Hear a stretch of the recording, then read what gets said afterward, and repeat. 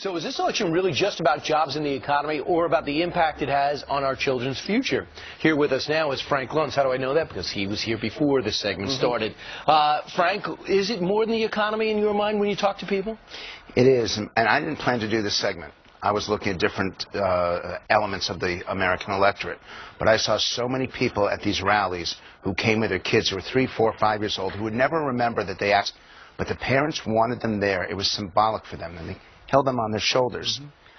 And they talked to me about the fear that they had for their kids' future, that their kids would not grow up in the America that they grew up in. But whose fault is that? They blamed Barack Obama, but they also blamed Washington. They weren't too keen about Congress. We got a few great comments from them. Men and women, mothers and fathers, talking about the future for their kids. Let's take a look. I'm hoping for more economic, I guess, positive outcomes, better job opportunities, ultimately for me and my husband, and I guess on down the road for him and 10-year-old. With this Obama White House, you see every day just kind of rights being infringed upon. I want my son to have a future because I don't want him to be burdened by this enormous debt. I want him to be able to go to college and live the American dream. I want us to get back on track, to cut the debt, to get people back to work. My parents were small business owners for almost all of their life, and Romney really is looking to support the small business owner. President Obama's plans, his Obamacare, has put an enormous burden on employers. I see it myself. I work in human resources, and I've seen what it's going to do for people, even administratively. It's a killer. It really is. This is about history. You know, these guys are going to look back and say, this is a moment in time that they're going to be able to say to their kids, when we came back, this is where it started. Whether you're conservative or Republican or liberal and a Democrat, you need to go out and vote. People died for that right. And so we need to go out there and be a representative democracy come Tuesday. It's a bite. Well, that's very telling. And that gentleman was holding back tears. I'm not surprised when mothers get emotional, but when fathers get emotional for their kids, that's what blows me away.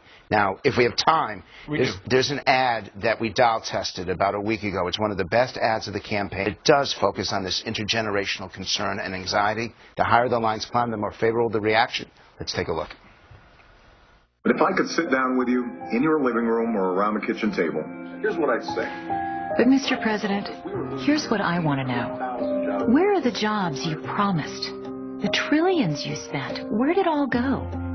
What's there to show for all that new debt? And if we're in a recovery, why are we making less? My family can't afford another 4 years like this. About the family. It's interesting. You were pointing out how she's watching the television, and she's watching the president, and then she turns and talks to the president and talks to us. Because it feels like reality, because we've been watching so many of these ads. There were more ads in Ohio, in Iowa, in New Hampshire, in Wisconsin, than any political campaign ever. You are now seeing pods where 8 of the 8 ads are political ads, and the public's had enough of it. Why was that one so critical and successful? Because she's looking at the TV, as we all do, and then she's commenting about it, and she references her family. For women in particular, it's not about their own day-to-day life. It's about their kids and the next generation. You guys here, you judge your success, even if you love your family. You judge your success by your profession. Sure. You, even though you love your profession, will judge your success by the health and happiness of your children. And we react differently that way, and that's why that ad was so powerful. Very powerful. All right. You've been doing some great work, and you're not done. No, we got one more day, and we've got the best is yet to come. Former Obama voters and why they've switched. All right. We'll look forward to that. Frank Luntz, see you tomorrow. Thank you. Coming up on Fox and Friends, remember.